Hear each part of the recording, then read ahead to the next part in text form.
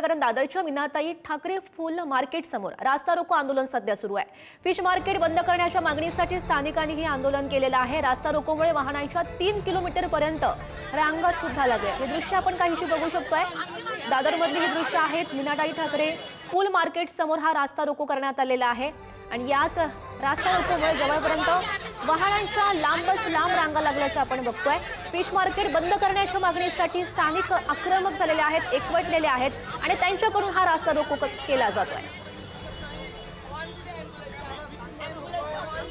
आपण बघतोय ही दृश्य, पोलीसही दिसतायत जे आंदोलनकर्त्यांशी बोलण्याचा प्रयत्न करतायत, नागरिकांशी बोलण्याचा प्रयत्न करतायत, त्यांना समजवण्याचा प्रयत्न करतायत। जवळपास 3 किलोमीटर पर्यंत वाहनांच्या लांबच लांब रांगा लागलेल्या आहेत, कारण रास्ता रोको केल्यामुळे गर्दी वाढतेय आणि त्यामुळे वाहनं थांबलेली आहेत। वाहनांच्या रांगा आपण बघू शकतोय।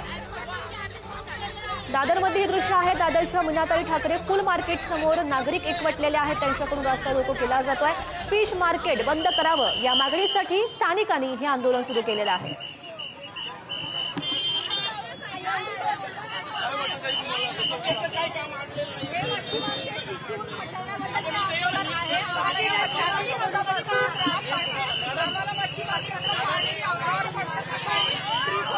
महिलांचा मोठ्या प्रमाणात यामध्ये आपल्याला सहभाग दिसतोय।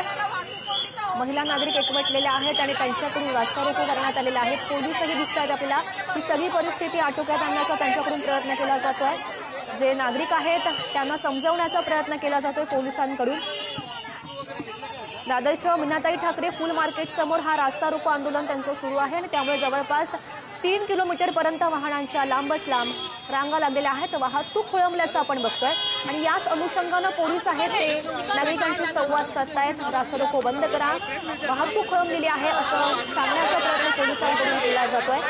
फिश मार्केट बंद करा या मागणीसाठी आहे ते स्थानिक एकवटलेले आहेत, आक्रमक झालेले आहेत आणि त्यांच्याकडून रास्ता रोको आंदोलन हे दादरमध्ये सुरू आहे।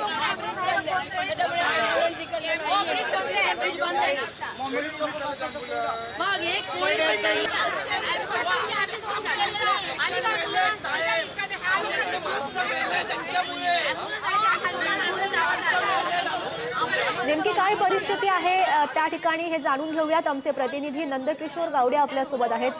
नंदकिशोर, काय नेमकी परिस्थिती आहे तिथली सध्याची? नक्कीच गेल्या अर्धा पाऊण तासापासून हे संपूर्ण जे आंदोलन आहे ते स्थानिकांकडून चालवण्यात आलेलं आपल्याला पाहायला मिळते। माझ्या पाठीमागे 1 किलोमीटरवरती खरं तर दादरचं स्टेशन आहे आणि या ठिकाणी जर पाहायला गेलं तर स्टेशनच्या 1 किलोमीटरच्या आसपास परिसरात ज्या ठिकाणी मीनाताई फुल मार्केट आहे त्या परिसरात संपूर्ण हे आंदोलन जे आहे केलेलं आपल्याला पाहायला मिळते। खरं तर आंदोलन अजूनही सुरू आहे। काही प्रमाणात ज्या गाड्या आहेत त्याकडून पोलिसांकडून सोडलं जात आहे, मात्र एकंदरीत जर पाहिलं ते आंदोलन जे आहे ते सध्या सुरू असलेलं आपल्याला पाहायला मिळते।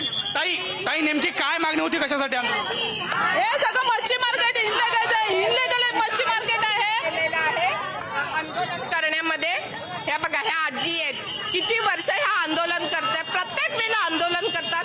पोलीस आश्वासन देतो, BMC आश्वासन देतो आणि तरी पुन्हा मार्केट चालू राहतं। तर आम्हाला हे नको आहेत आणि हे इकडचे स्थानिक लोक पण नाही आहेत, बंगाली आहे, रोहिंग्या, नंतर तिकडचे आलेले सगळे मुसलमान आहेत। का म्हणून ह्यांना तुम्ही इथे बसू देता? एकंदरीत या ठिकाणी मच्छी मार्केट हटून आम्हाला नको येते, याबद्दल काय तक्रार केलेला तुम्ही? इतके दिवस आंदोलन करता, काही पद्धतीचे तक्रारी केलेल्या? हो, तेच चालू आहे, हेच चालू आहे, बाकी काहीच नाही, हेच चालू आहे, बंद करतच नाही ते, दुसरं काय बोलणार? नक्कीच एकंदरीत जर पाहायला गेलं तर या ठिकाणी माझ्या पाठीमागची दृश्य आपण बघतोय की जवळपास 3 ते 4 किलोमीटर या संपूर्ण परिसरात ज्या रांगा आहेत त्या वाहनांच्या लागलेल्या होत्या, मात्र पोलिसांनी या ठिकाणी आता मध्यस्थी केलेल्या आहेत। काही दिवसांचा अवधी जो आहे तो खरं तर पोलिसांनी मागितलेला आपल्याला पाहायला मिळतात। त्याच्यानंतर जे संपूर्ण जे स्थानिक जे होते, जे आंदोलन करत होते, त्यांना आता बाजूला करण्याचं काम जे आहे ते पोलिसांनी केलेलं आपल्याला पाहायला मिळते। मात्र गेल्या अर्ध्या तासापासून या संपूर्ण दादरच्या परिसरात मोठी वाहतूक कोंडी जी होती ती पाहायला मिळत होती.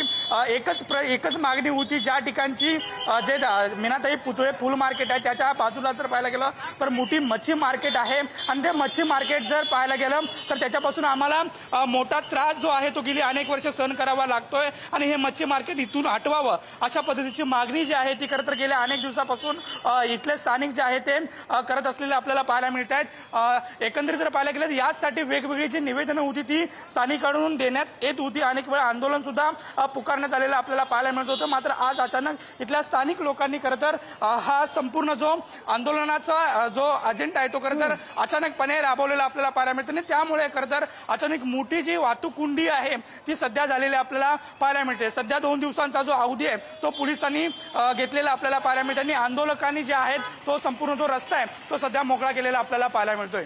Back to studio. नक्कीच. खरं तर नंदकिशोर, आपण ही सगळी दृश्य पुन्हा एकदा दाखवूयात आपल्या प्रेक्षकांना. सध्या परिस्थिती आहे ती नियंत्रणामध्ये आलेली आहे. वाहतूक पुन्हा एकदा सुरळीत झालेली आहे.